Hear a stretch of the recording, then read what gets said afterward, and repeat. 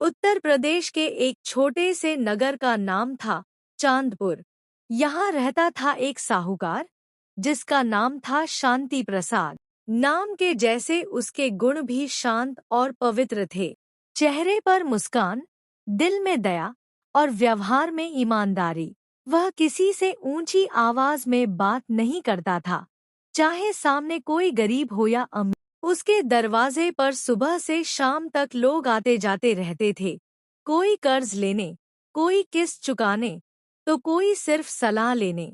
एक दिन दो आदमी उसके दरवाजे पर आए, छुट्टन और मनकू। दोनों गांव के गरीब लेकिन चालाक किस्म के लोग थे। छुट्टन मुस्कुराते हुए, सेठ जी, थोड़े दिन का काम है, बस 200 रुपए चाहिए, फसल निकलते ही चुका देंगे। सेठ शांति प्रसाद नरम आवाज में, देखो बेटा, पैसा मैं दे दूंगा, मगर याद रखना, मेहनत से कमाया धन ही टिकता है। गलत रास्ते से आया धन रेत की तरह हाथ से फिसल जाता है। अरे सेठ जी, हम तो ईमानदार लोग हैं, आपसे उधार लिया है तो लौटाएंगे भी पूरे ब्याज समेत। सेठ मुस्कराया और बिना किसी शक के पैसे दे दिए। कई महीने बीत गए, लेकिन छुट्टन और मनकू का कोई अतापता नहीं था। सेठ कभी किसी से तकाजा नहीं करता था, इसलिए उसने भी इंतजार किया। फिर एक दिन मुंशी जी बोले, सेठ जी, अब तो 1 साल हो गया, वो दोनों लौटे नहीं। सेठ ने बस इतना कहा, मुंशी जी, हर चीज का हिसाब ऊपर वाला रखता है, हम सिर्फ कोशिश कर सकते हैं, बाकी फैसला उसी का होता है।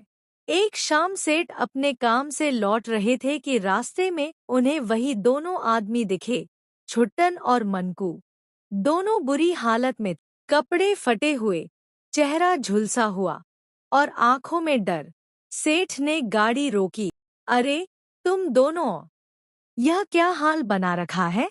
छुट्टन ने रोते हुए कहा, सेठ जी, हमें माफ कर दीजिए, हमने आपके पैसे लौटाने का वादा तोड़ा। उसी दिन से हमारे साथ मुसीबतें शुरू हो गईं। फसलें सूख गईं, मवेशी मर गए और आज खाने तक को कुछ नहीं बचा।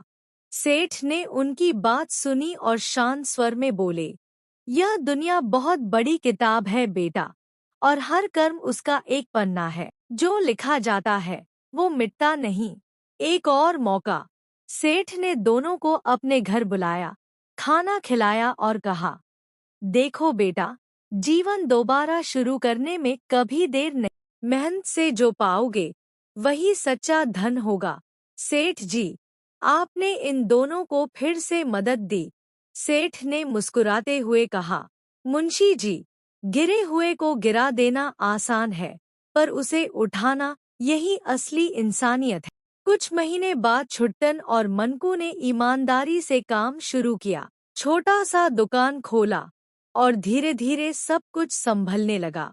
पर फिर एक दिन नगर में आग लग गई। बहुत से घर जल गए। छुट्टन का घर भी उसी आग में जल गया। वह सेठ के पास भाग, सेठ जी, सब खत्म हो गया। सेठ ने कहा, नहीं बेटा, कुछ भी खत्म नहीं होता, राख से भी नया जीवन जन्म लेता है। तुम दोबारा शुरू करो, मैं साथ हूँ। सेठ ने फिर से मदद दी और इस बार छुट्टन ने उसे दोगुना मेहनत से लौटाया। सालों बाद जब सेठ बहुत बूढ़े हो गए, तो मनकू और छुट्टन दोनों उनके सबसे भरोसेमंद आदमी बन चुके थे।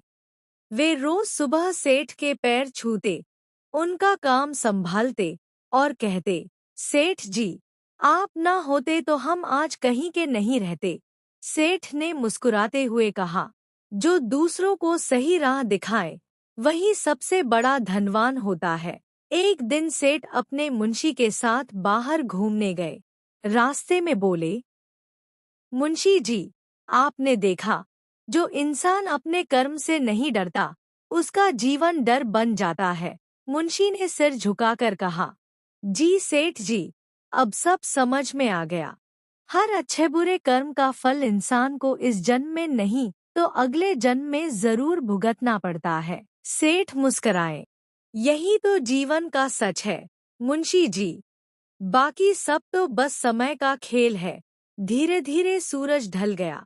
मंदिर की घंटी बजी और सेठ ने आसमान की ओर देखा। ईश्वर हर इंसान को सही रास्ता दिखाए। उस दिन के बाद छुट्टन और मनकू ने कसम खाई कि वे फिर कभी बुरे रास्ते पर नहीं चलेंगे। उन्होंने मेहनत और ईमानदारी से नया जीवन शुरू किया। नगर के लोग उन्हें आदर से देखते और कहते, देखो, ये वही हैं जो कभी छल करते थे, अब दूसरों की मदद करते हैं। समापन दृश्य वाचक। तो दोस्तों, यही थी शांति प्रसाद साहूकार की कहानी, जो हमें सिखाती है कि कर्म का फल जरूर मिलता है। अगर मन साफ है, नियत नेक है, तो ईश्वर हर बार मदद करता है। पृष्ठभूमि में धीमा संगीत। वाचक धीमे स्वर में।